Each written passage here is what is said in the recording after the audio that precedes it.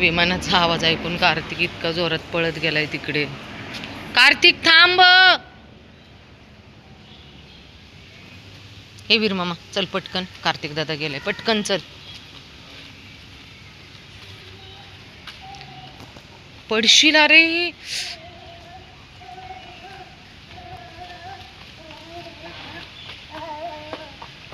चला बाळा चल.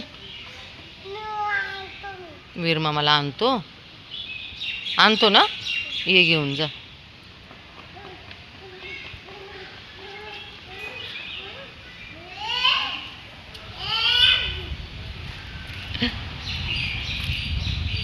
चले मामा, वीर मामा चल रे.